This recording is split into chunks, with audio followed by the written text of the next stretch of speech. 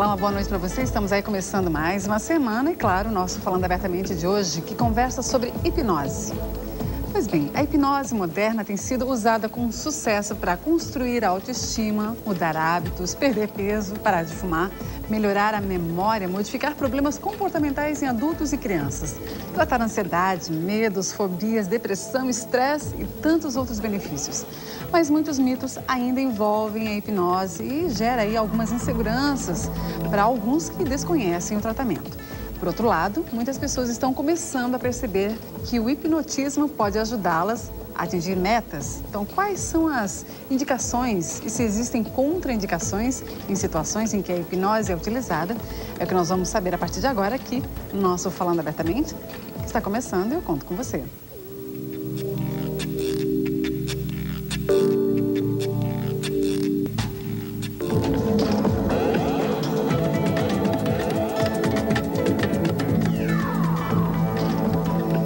Estamos aqui começando então o nosso Falando Abertamente, né? Uma boa noite para você que está chegando em casa. E o nosso assunto de hoje aqui é hipnose. E para começarmos o programa mesmo, conosco a Mara de Filipe. Ela que é psicóloga, trabalha com psicoterapia, é formada em programação neurolinguística. Boa noite, Mara. Boa noite. Obrigada pela tua presença aqui. Como é que é? Uma psicóloga que estuda, depois se formou, né? Tem todo um estudo aprofundado em hipnose. E o teu campo de trabalho atualmente, assim, você consegue encontrar um campo de trabalho com a hipnose? Então, na verdade, né, existem muitos preconceitos com relação à hipnose, né? Mas eu trabalho bastante com palestras, né? Então, quando eu chego nos lugares, eu levo a ideia, faço palestras bem interativas, as pessoas tiram bastante as dúvidas e acabam atraindo pacientes a partir dessas situações. Certo. E alguns pacientes que me procuram por indicação, né? E a gente propõe o trabalho com hipnose, né? Não é em todo o caso que eu uso a hipnose, claro, né? O paciente não é obrigado a passar pela hipnose porque vem fazer a terapia, não é a única coisa, a única técnica com que eu trabalho, né? Até te pergunto porque é algo milenar, né? Estávamos aqui conversando antes do programa. Muitas pessoas imaginam que falar sobre hipnose é algo, por exemplo, de 40 anos para cá, mas não. Então vamos colocar um pouco, situar na história a questão da hipnose. Acho bastante importante, porque a hipnose tem mais de 5.000 anos, né? Por toda a história a gente vê várias situações e vários relatos que a gente pode identificar, né? Desde os egípcios, caldeus, hebreus, desde aquela época para cá. Mesopotâmia. Isso, né? Por toda a história vem marcada a hipnose, o trabalho com a hipnose. Na verdade, o psicólogo ele só foi liberado para utilizar a hipnose a partir do ano de 2000, né? Antes disso, como profissionais, né, já assim, aceitos pelos conselhos, pela sua profissão, só os médicos e os dentistas. Os que utilizam a hipnose como profissão há mais tempo são os médicos, né? E na parte terapêutica, então, a gente começa com o Freud, que ele utilizava a hipnose, e alguns outros que eram psiquiatras, médicos, que foram introduzindo a hipnose na terapia, né, dos seus pacientes. Mas a partir de 2000, no Brasil ou isso é questão do mundo? No Brasil. No Brasil? É o Conselho Federal de Psicologia do Brasil, né? E como é que é a hipnose, por exemplo, no mundo, na Europa, nos Estados Unidos, em comparação ao nosso país? Na verdade, a gente tem um pequeno atraso, assim, né, considerável. Na verdade, a hipnose ela é um dos temas mais estudados em todo o mundo, né? E a parte terapêutica, então, depois que foi, no Brasil especificamente, vamos dizer, que foi liberado para o psicólogo trabalhar com hipnose, então tem muito mais estudos mais aprofundados aqui da nossa terra, né? Que eu acho que é bastante importante para o nosso trabalho. Até essa questão de pesquisas, por exemplo, os próprios médicos, eles conseguem colocar assim, de uma forma positiva a prática da hipnose, assim, no auxílio às patologias? Então, em geral, né? Porque o médico, como é que ele vai utilizar a hipnose, né? Então, é utilizada para o tratamento físico, certo? Alguns médicos trabalham com a terapêutica também, né? Certo. Mas o básico deles é, por exemplo, diminuição de dor, ou, assim, até apareceu outro dia, acho que foi no Fantástico, um trabalho de uma cirurgia sem anestesia, só pela hipnose, uma cirurgia grande, diminuição de hemorragias, né? Trabalhar o funcionamento do corpo através da hipnose. Bem funcional mesmo. Funcional, basicamente isso, né? Porque a gente sugestionando o cérebro de uma determinada forma através da hipnose, né? Todo o corpo responde positivamente a isso. Todas as funções do corpo são tocadas pela hipnose. Então, você citou a sua irmã, é dentista, Isso. e utiliza também, é formada em hipnose, Isso. e utiliza a hipnose na prática diária em Isso. relação à dor também? Exato. Então, o dentista, né? Então, as 3 categorias que utilizam a hipnose profissionalmente, que são aceitas, são os psicólogos, os médicos e os dentistas, né? Os dentistas, eles vão utilizar principalmente para anestesias e para pessoas que têm Trabalha em fobia. conjunto, até com a própria alopatia, assim, normal? Também. Caminham Mas, juntos. tipo, você vai fazer uma extração dentária e tem alergia à anestesia, por exemplo. Você pode fazer uma anestesia por hipnose. Ah, tá. E além da odontologia, que tipo de especialidade pode utilizar também a... Então, os médicos em geral, os dentistas... Isso e os é psicólogos. bem amplo, então? É bem amplo. Todos de qualquer especialidade dentro da medicina, da odontologia, da psicologia. Agora, essa situação de estarmos sempre em algumas situações cotidianas em estado de hipnose. Pois é, isso é muito Em interessante. dirigir, a gente estava comentando, né? Por exemplo, eu estou dirigindo, de repente eu viajo, mas estou ali dirigindo. Ou estou lendo um livro e acabo me transportando para outra situação. Como é que é esse desligamento? Isso. Aí, as pessoas têm uma ideia de que a hipnose é uma coisa fabricada em consultório, né? E, na verdade, a hipnose é um estado completamente natural, que todo mundo já passou, todos passam, todos os dias, várias vezes por dia. Né? Esse exemplo de estar dirigindo, estar no ônibus, que é o mais comum, né? As pessoas estão no ônibus e não tem aquele comprometimento com a localização, onde vai descer, porque eu vou descer daqui a 1 hora, lá na frente. E a pessoa está acordada, foca seu está pensamento... na direção, né? Está mais liberada. Ou mesmo a pessoa dirigindo. Tá lá, pensou no filho e naquela prova que o filho vai fazer, ou nela mesma, o curso que ela está fazendo à noite, e de repente, quando vê, chegou no ponto que tem que descer, aí ela estava acordada, ela não estava dormindo, ela estava em estado hipnótico. Mas e esse acordar, né, porque ela desceu no momento certo, Isso, exatamente. O cérebro ele acabou sendo programado para... Como é que funciona? Na verdade, a hipnose... É tão rápido, né? Isso, na hipnose você não está inconsciente, nessa hipnose natural, né? Você não está inconsciente, você tem, eu digo, é um estado paralelo de consciência. Você está lá onde o seu foco da sua atenção está, e ao mesmo tempo você tem a consciência do ambiente. Qualquer estímulo do ambiente pode tirar você do estado hipnótico. E dirigindo mesmo, né, você passa as sinaleiras, você para na faixa de pedestre e mesmo assim pode estar nesse estado de transe leve. Ela tem situações que merecem um pouco mais de atenção, né? Quando a pessoa realmente fica muito fora. Muito fora. Tem gente que está sempre em estado hipnótico. Tem muito isso, Mara? Tem gente que fica, né? Pessoas, no geral, né? tá fora do ar, como é que tá fora da casinha. Né? Mas essa pessoa que sai um pouco precisa do equilíbrio. A hipnose trabalha muito com a questão do autoconhecimento, de estar em harmonia, em linkar todos os fragmentos de uma pessoa para que ela comece uma vida mais tranquila? Veja bem, isso já seria um trabalho terapêutico, né? Porque a hipnose, durante o trabalho terapêutico, ela vai ter alguns objetivos específicos. São etapas também? Porque a pessoa chega com uma queixa, né? Então, ou ela tem uma ideia do que ela deseja da terapia e a gente vai avaliar se a hipnose é adequada ou não para aquela situação que ela deseja, né? A hipnose ela vai buscar coisas mais específicas, porque a gente vai usar sugestões... Tem que direcionar mesmo? Mais direcionada. No caso da hipnose clássica, né? Porque a gente nem vai entrar na hipnose ericksoniana, que é maravilhosa também, mas é um trabalho... durante toda a sessão terapêutica, a pessoa é envolvida nesse estado hipnótico, mesmo sem usar uma técnica de indução formal, né? Porque na hipnose clássica a gente vai usar uma técnica, a partir de agora...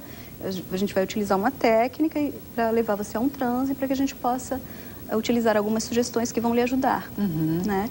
Então, a gente usa técnicas... Mas é uma outra forma de conduzir a hipnose, talvez. Exatamente. Mas mesmo não aprofundando, né, a ericksoniana, tem fases, né? Ou, por exemplo, a leve, a média e a profunda. Isso, a diferença é assim, na hipnose profunda é o único estado de hipnose que você vai ficar inconsciente, né? Então, as pessoas sempre acham que em hipnose vão estar inconscientes. E o trabalho terapêutico, em geral, a maior parte do trabalho terapêutico, a gente utiliza só o transe leve. A pessoa recorda? Ela tem... Sim. Completamente? o que a gente pode fazer, se for necessário em alguns casos, é dar uma sugestão de que a pessoa não vai lembrar. Okay? Dependendo da situação. Dependendo da situação, claro. Ok? Mas, em geral, ela tem a consciência dela fica paralela, ela está mantendo ali. A qualquer momento ela pode dizer chega mas e abre os olhos. Mas é o estado de vigília mesmo, assim? Não, o estado de vigília ela fica desconectada. Porque assim, a gente estava falando nos estágios, né, de transe. Então, na verdade, o que acontece, a diferença entre o estado de vigília e o transe profundo, e cada estágio de transe, é uma alteração na frequência das ondas cerebrais, ok? No estágio de vigília, que é aqui, agora, que a gente está conversando sobre um assunto determinado... Estamos atentos. Atentos, ok? Então, você vai estar entre 13 a 25 ciclos por segundo. Só para ter uma ideia, porque os números, né, não podem não dizer muita coisa. No estado de transe leve, que é o estado alfa, que é o mais conhecido, entrou em alfa, né? Entrou em alfa. Isso. Até popularmente conhecido. Né? Não é? Então, o cérebro, ele vai as ondas cerebrais vão de 8 a 12 ciclos por segundo. No estado de transe profundo, ela vai de 4 a 7 ciclos por segundo. E no sono é de meio a 3 ciclos por segundo. O metabolismo baixa bastante, assim? Certamente. Interessante, muito interessante. Que é um detalhe, assim, as pessoas não têm ideia. Claro. E a gente faz essa alteração na frequência das ondas cerebrais naturalmente durante o dia inteiro. O caso, né? Exatamente. De terapia específica. E isso é natural do seu corpo, né? Porque quando você dorme, você naturalmente vai baixar essa frequência de ondas cerebrais. Então, na verdade, a hipnose tem um perigo? Qual o perigo? Se é um estado entre a vigília e o sono, e quando você atravessa esse estado, você dorme, então todas as pessoas que dormem podem ser acordadas. Nossa, esse bate-papo vai ficar ainda bem mais interessante. Junto conosco aqui agora a Luciane Altenburg, que é psicóloga. Boa noite, Luciane. Boa noite, tudo bem? Obrigada pela presença, tá? Obrigada mesmo. Conosco também o César Grisa, que é parapsicólogo. Boa noite, César. Boa noite, tudo Tranquilo bem? Com vocês dois? Tranquilo. Somando aqui a nossa entrevista, que está super, hiper envolvente, aqui com a Mara. Já vamos... Hipnose mesmo, né, César? Ainda, a Mara colocou essa questão do mito de que realmente não é seguro. Você acha que ainda, nos tempos atuais, ainda tem esse tipo de situação? Não, acredito que isso já diminuiu bastante, né? Até porque as pessoas que têm procurado, elas já estão mais ou menos desmistificadas com relação a isso. Esclarecidas. Esclarecidas. Falando abertamente está ajudando um pouquinho mais. Com certeza. O programa de vocês, inclusive, trouxe esse tema várias vezes e de uma forma muito interessante. E colocar a hipnose no dia a dia, Luciane, o que as pessoas imaginam? Assim, elas buscam ajuda para situações emocionais, físicas, no trabalho? Como é que é esse reequilíbrio? Então, normalmente, quando as pessoas vêm ao consultório, a maior demanda delas, normalmente, é para tratar de traumas e fobias, né? Porque elas entendem que a hipnose, a princípio, vai solucionar, vai voltar, né, naquela situação, vai poder fazer uma reorganização. Então, normalmente, ela procura para isso. Porém, a hipnose pode ser utilizada de diversas formas, para diversas técnicas em diversas situações, né? Claro. Até essa questão, são várias situações, dependendo, né, a necessidade de cada paciente. Mara, mas hoje em dia o estresse, né, que acomete tantas pessoas, essa depressão, são considerado um mal do século. Certamente. Isso realmente leva as pessoas a buscarem mais ajuda? Ainda hoje eu estava conversando com alguns alunos de psicologia, né? E eles perguntaram o que era mais que era procurado no consultório, né? O que procuram mais? Eu acho que assim, acertaste bem, porque estresse é a história do momento. As pessoas estão, não sei, parece que num movimento acelerado, contínuo, né? Sem parar, né? Isso.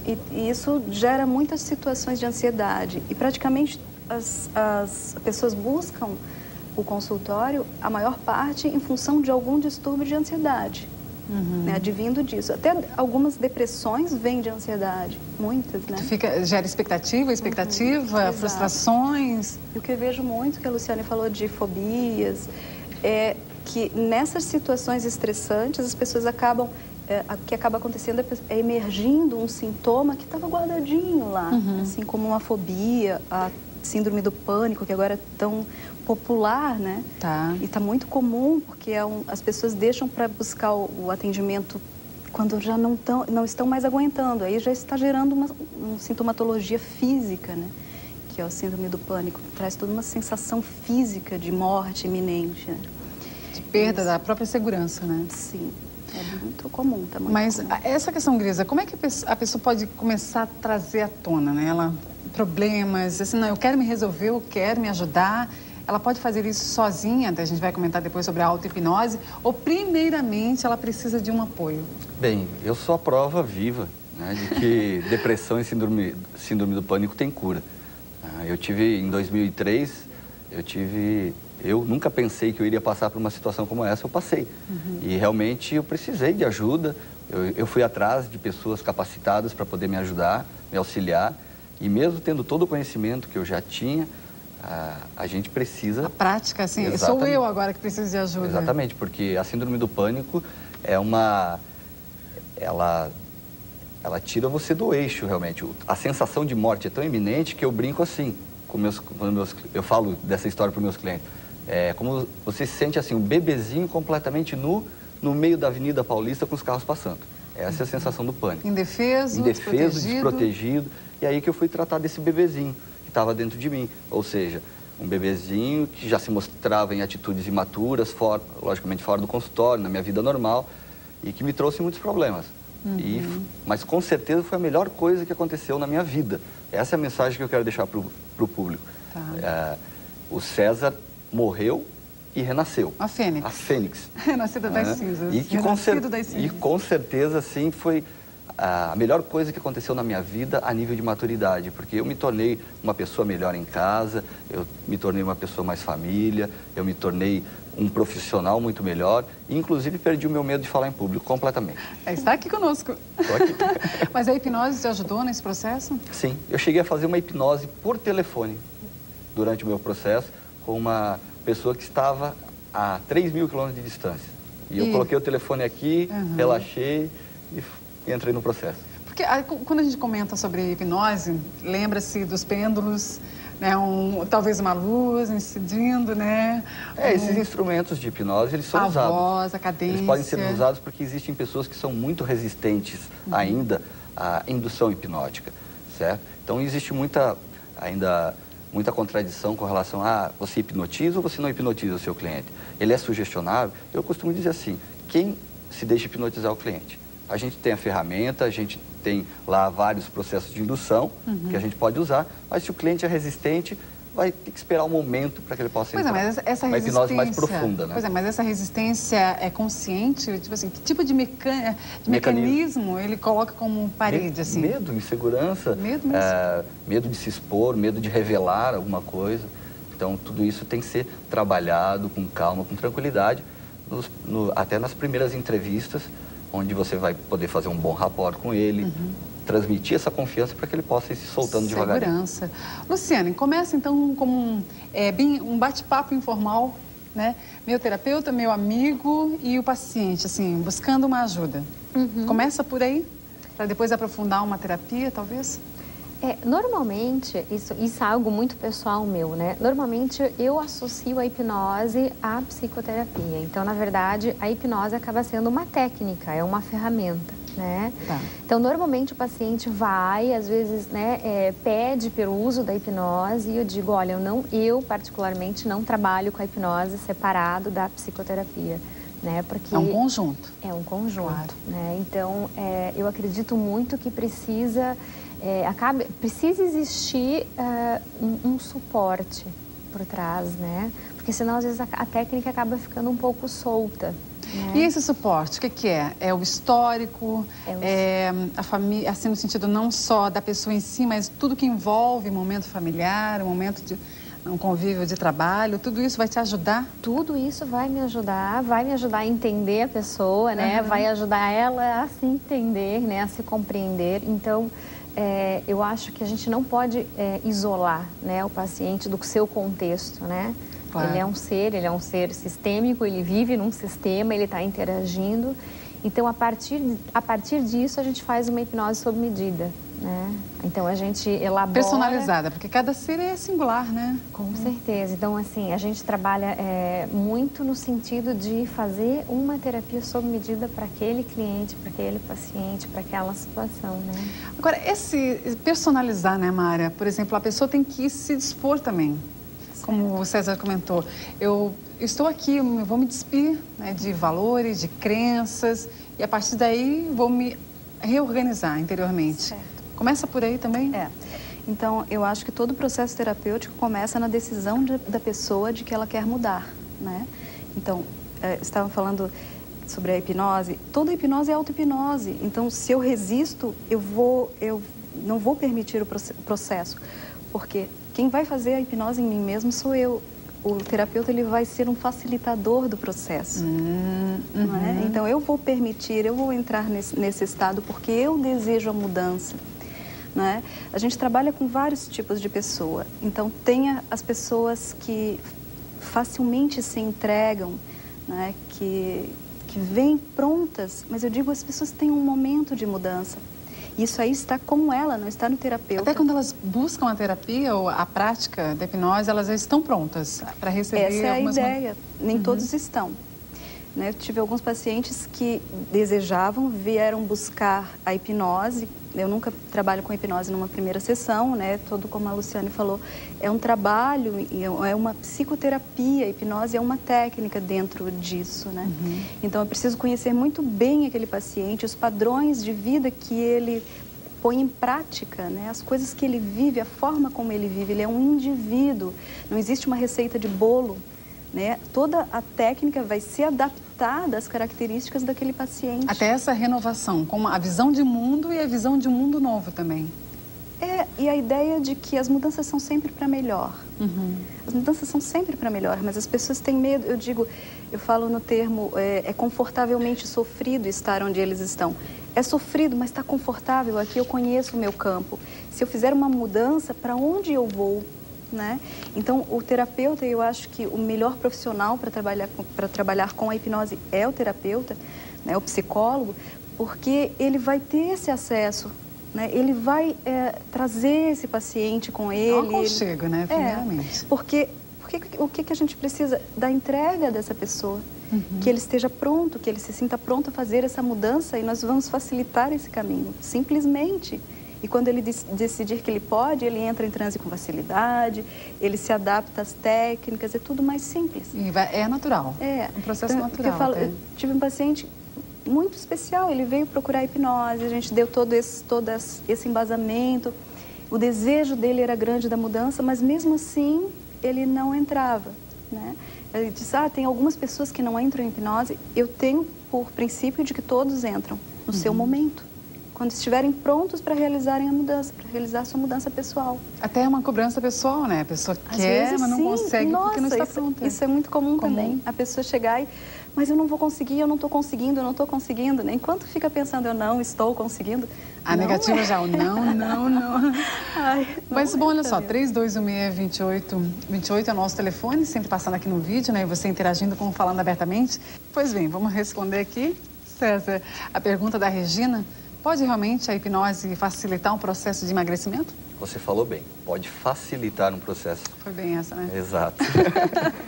Isso aí aqui durante o intervalo todo, que nada, gente. Pode sim, porque nós podemos usar a hipnose como uma técnica maravilhosa para sugestionar a nossa mente e ajudar no nosso condicionamento. Lembrando que para perder peso ou para ganhar peso, hoje em dia nós temos que falar sobre isso com muito cuidado. Claro. Né? Porque qualidade de vida. Existem pessoas que estão realmente, por motivos de problemas emocionais, exagerando bastante, né? Como é o caso das famosas doenças como a anorexia nervosa, né? Bulimia e tantas outras. E até a questão da obesidade mórbida, certo? Mas pode sim. A técnica de hipnose ela é uma ferramenta, como eu disse, muito interessante e para a gente buscar o peso ideal. O peso ideal para o nosso corpo, para o nosso organismo, para a nossa saúde, para a nossa qualidade de vida. Então, atrás, muitas vezes, por exemplo, de uma situação, por exemplo, de uma pessoa, vamos usar um exemplo de uma mulher que tem uma facilidade maior para ganhar peso. Nas nossas pesquisas, nós constatamos que as mulheres que no útero materno foram esperadas homens têm mais facilidade para ganhar peso do que as mulheres que não foram esperadas homens. Por quê? Essas mulheres, elas, a nível subconsciente, elas vão ter uma programação, né, por terem sido esperadas meninos, para esconder as formas femininas. E nada melhor do que esconder as formas femininas do que ficando uma tábua de muito magra ou ficando realmente muito mais cheinha, perdendo com isso aquilo que é a forma feminina mesmo, ou que ressalta sempre a questão dos seios, bumbum, né, coxas, quadril, tudo isso. Então, nesse caso, a gente vai buscar entender toda essa questão que está a nível de programação subconsciente, reprogramar isso, fazendo um processo de compreensão para despertar aí mais capacidade na pessoa e condições para que ela possa atingir o resultado.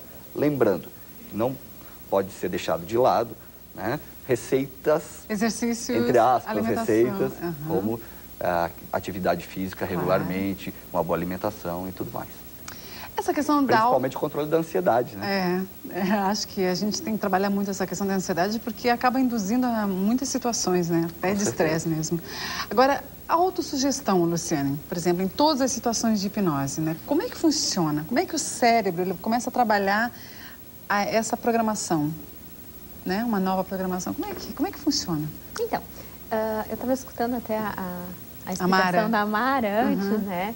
E o que acaba acontecendo, né? Na verdade, existe um rebaixamento do nível de consciência, né? Então, acaba havendo uma maior revascularização cerebral. Então, automaticamente, o hipotálamo, né? Que é o nosso órgãozinho responsável por tudo, pela captação de sentimentos, enfim, ele acaba ficando com essa maior revascularização e a gente acaba assimilando muito mais as palavras, histórias, que a gente também costuma trabalhar muito com essa coisa de metáfora, né? Então, automaticamente, a gente acaba registrando muito mais. Então, acaba sendo uma sugestão. E a pessoa acaba levando isso como uma autossugestão, porque eu posso fazer muito bem uma técnica de hipnose em casa. Por exemplo, quando eu estou lendo um livro, né, que eu estou prestando muita atenção e está muito bom, e eu registro aquilo e eu gravo aquela informação, então isso acaba sendo um processo de auto-hipnose, né? Natural, né? É natural. E até complementando também o que a Mara estava conversando antes, muitas vezes a gente usa uma técnica de hipnose em consultório sem que a pessoa saiba que está sendo utilizada uma técnica, uma sugestão hipnótica, né? Certo. Muitas vezes ela não se dá conta disso, eu não preciso, né, comunicar, olha, hoje nós vamos fazer uma técnica de hipnose. Uma palavra. É uma palavra. Uma voz. Uma voz, né? Vamos relaxar um pouquinho, vamos respirar, né? E às vezes a gente acaba induzindo e colocando ali, eu digo que é um temperinho, né? Mas esse tempero vai sentindo conforme o caminhar, né? Conforme dessas entrevistas. Exatamente. Porque, por exemplo, talvez a pessoa não esteja pronta, mas falta ainda a informação, um detalhe que daí vocês vão somando. Exatamente. Por isso a importância da psicoterapia, né? Até falando da questão da obesidade, muitas vezes existem outras coisas por trás que levam a essa obesidade mórbida, né? Então, a gente acaba investigando em psicoterapia, né? Fazendo toda uma investigação, porque pode ter outros fatores, podem ter outros transtornos, outras comorbidades ali relacionadas, né? E aí onde a gente vai atuar com a hipnose. Até o Grisa citou a respeito das crianças e a Mara, a gente estava conversando antes do programa começar sobre a questão das crianças, das metáforas que a Luciana está todo mundo interligado aqui, né? Todo mundo na sintonia, né? As metáforas que auxiliam também, é uma forma lúdica de conhecer um pouco mais a criança, que até a questão da expressão, né? Como é que eu vou contextualizar essa criança? Também tem, é um caminho? A questão das metáforas é muito interessante, tem resultados muito fortes, porque elas trabalham com símbolos, não só para crianças, com adultos também. Eu tenho resultados muito legais com crianças porque elas são fáceis de atingir, assim, elas têm uma predisposição a se entregar, né? Apesar de eu trabalhar muito mais com adultos, né? Certo. E as metáforas, o que é a utilização da metáfora? A gente vai criar uma história, a gente cria uma história, utiliza uma história já conhecida e inclui as características e o histórico do paciente, mas de uma forma simbólica, de forma que ele não tenha a percepção completa de que eu estou falando da vida dele. Eu estou inserido, né? Eu sou personagem. É muito, muito interessante, dá resultados fantásticos. Nem todas as pessoas que trabalham com hipnose conhecem metáforas, né? Isso eu já aprendi na hipnose ericksoniana. Tá, no caso, por exemplo, de criança ou de adulto, situações em que foram realmente resolvidas, Eu né? gosto de contar uma situação que foi Por bastante exemplo? radical, de uma paciente minha, criança, ela tinha 10 anos, ela tinha uma alopécia muito grave. O que é alopécia? Ela não tinha pelos no corpo, não tinha cabelo, não tinha sobrancelha, cílios, pelos no corpo, não tinha nenhum pelo, né? Então, a mãe eu Qual a escrevia, idade né, mesmo ela dela? tinha 10 anos. 10 anos. Na época eu escrevia para um jornal e ela me procurou meio já no desespero, porque a menina, aos 5 anos de idade, em uma semana ela perdeu todos os cabelos. Né? Mas tinha alguma situação patológica? Tinha uma situação estressante, né? Estresse. Então, mas durante os 5 anos entre a queda e ela me buscar meu atendimento, ela tinha tentado já de tudo. Ela utilizava medicamentos, ela Química, fazia tudo tudo. possível. Nunca teve nenhum resultado. Eu trabalhei com ela 3 meses. E eu criei o trabalho, usei de tudo que eu tinha à minha disposição dentro das técnicas que eu conheço. E a técnica que funcionou com esta paciente, porque nem todos são para todas as técnicas, né? Certo. Então, a técnica que funcionou foi uma metáfora. Então, eu criei, em cima das informações que a mãe tinha me trazido, as informações dessa menina, de todo o histórico dela, uma história, um conto de fadas, e cada parte da história dela foi simbolizada, foi criado um símbolo para aquela parte. E eu criei um tempo.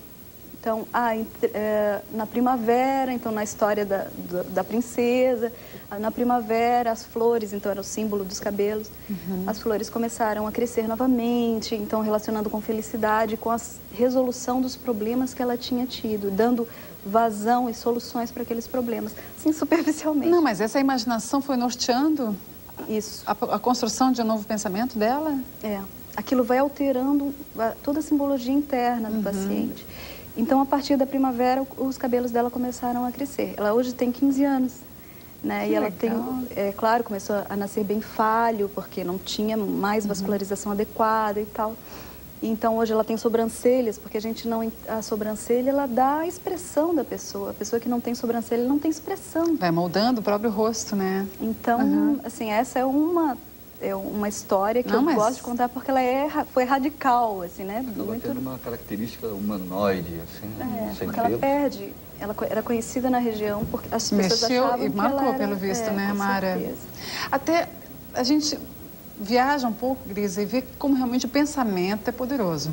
Quer dizer, né, a questão de se autossugestionar ou algo, né, de fora, um terapeuta, mas a força de vontade de melhorar e criar um novo mundo para si.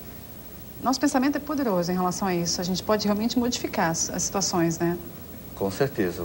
O nosso pensamento é tudo, na verdade, porque o que acontece geralmente é que as pessoas, às vezes, estão num estado emocional, né, mais fragilizado, e isso acaba dificultando aquela maneira que a pessoa gostaria de estar pensando.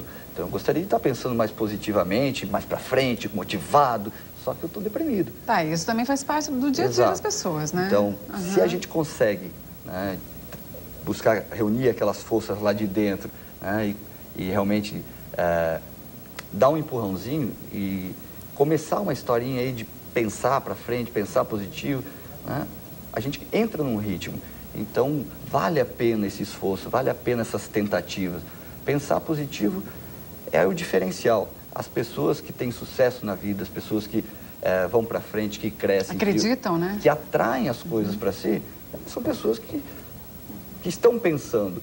Eu vejo isso todos os dias acontecendo na minha vida. Eu estou focado em produzir um evento. Por exemplo, ano que vem eu quero fazer um evento em Florianópolis, um ciclo de palestras. Eu começo a pensar nisso, as pessoas vão aparecendo. A lei da atração, aqui, ó. The Secret. The Secret. Tá. Mas, na verdade, o que acontece? Eu estou me conectando. Eu estou criando objetivos. Então, a melhor forma da gente sair de um momento depressivo é ter objetivo de vida.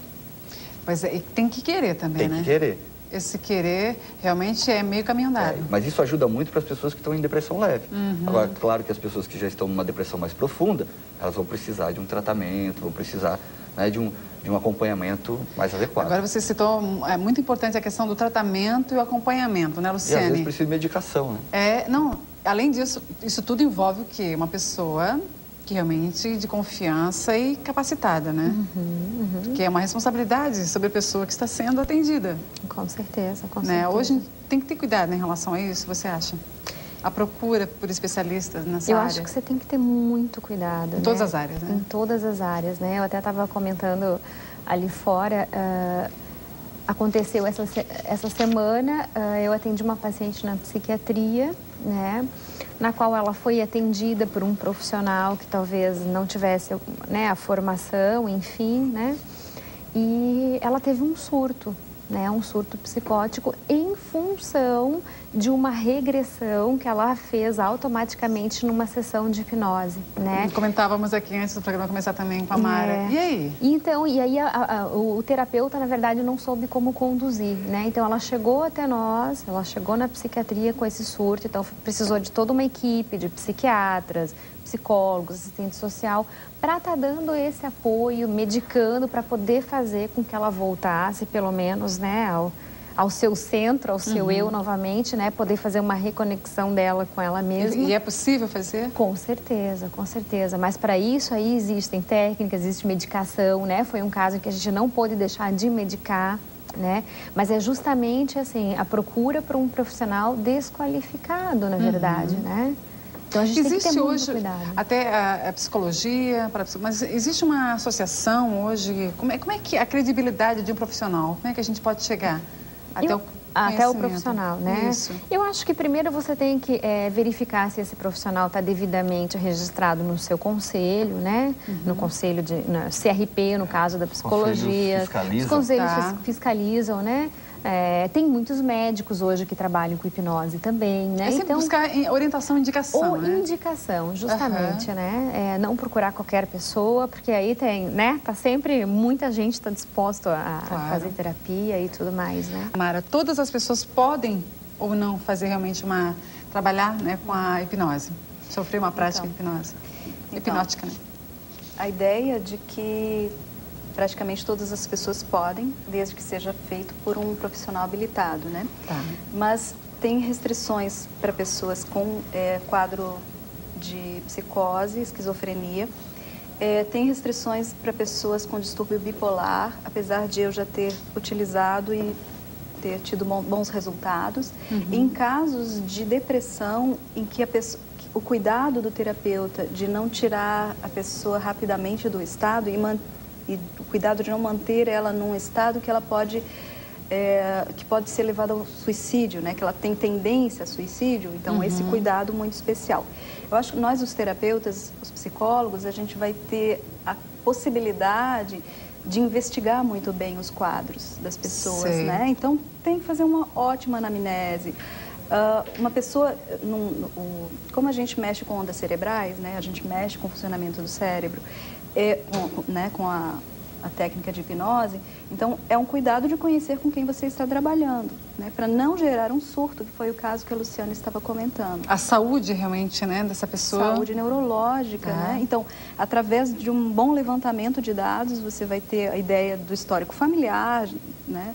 E alguns psiquiatras utilizam a hipnose mesmo em casos, né, de psicoses, esquizofrenias, mas com todo esse amparo medicamentoso, as possibilidades de recorrer a uma situação em qualquer possibilidade que saia do esperado, né? Certo. Essa é a ideia. Mas assim, tem que realmente estar preparado, né, para eventuais situações, porque o cérebro, ele é independente em termos de situação, mesmo sob hipnose, ele consegue ter algum tipo de reação independente ou realmente fica tudo sob controle no momento? Não, na verdade, como a gente falou que a hipnose é uma auto-hipnose, quem está sob controle o paciente está com o controle da situação. Olha só. Não é? Na verdade, ele tem a possibilidade de parar o processo a qualquer momento que ele desejar. Né? Assim, não é, você está sob o meu poder, isso não existe. Esse domínio, né? Esse monopólio momentâneo. Não Toda é hipnose assim. é consciente.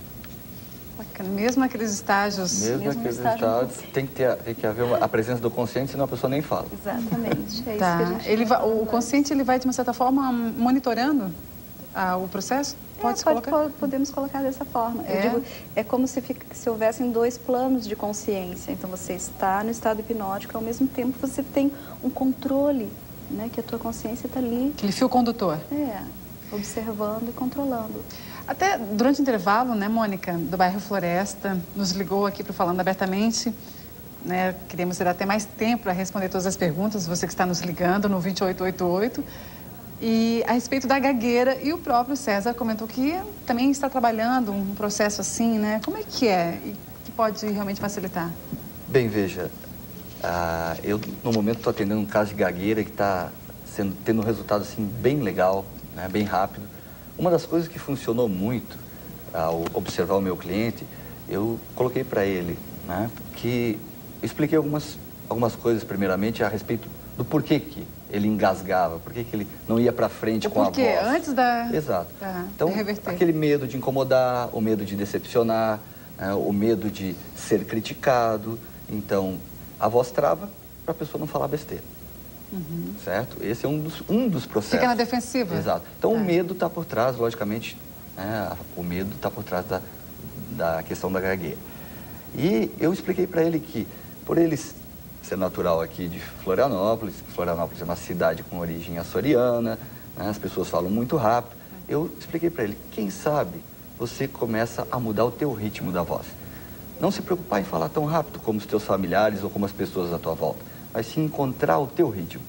A partir do momento que ele passou a conversar mais devagar, e ele percebeu que ele precisava dessa mudança realmente, diminuir o ritmo dele, melhorou 100%.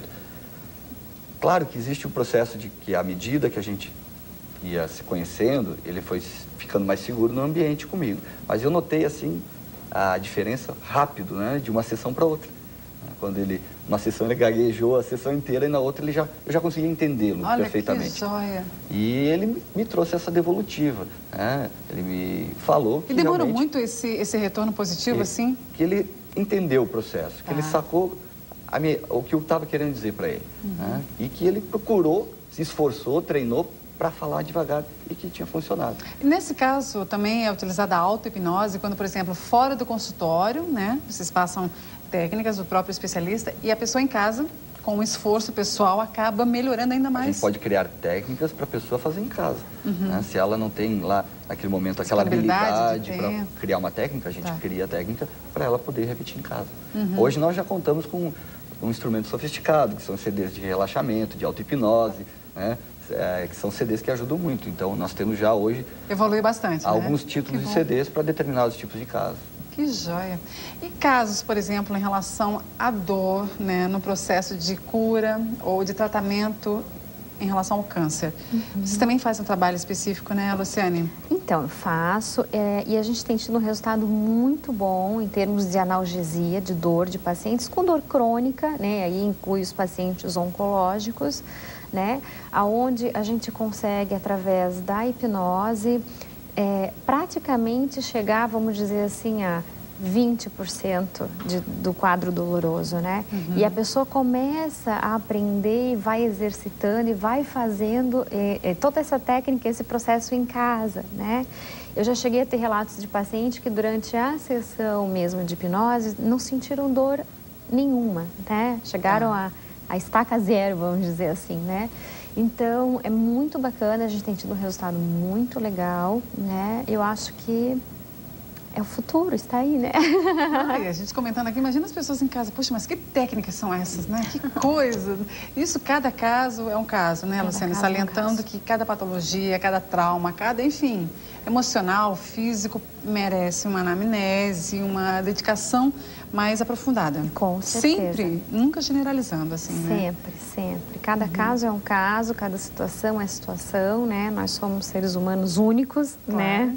Então, a gente cria uma técnica específica, né? Por isso que a gente diz sempre que é sob medida, né? Mas assim, por exemplo, eu divulguei o telefone 2888, né? Mas não é possível responder a todas. Mas a Tânia de Campinas nos ligou. É possível trabalhar a criança com 6 anos em relação a uma dermatite atópica, por exemplo, Mara? Então, sim. É possível? Ela tem que já ter passado por exames clínicos, né, com o médico, ver quais são as origens, se houve alguma se há uma origem realmente física, porque alguns casos de alergia são muito, muito emocionais, né? E os próprios médicos não acham uma solução para a situação, né?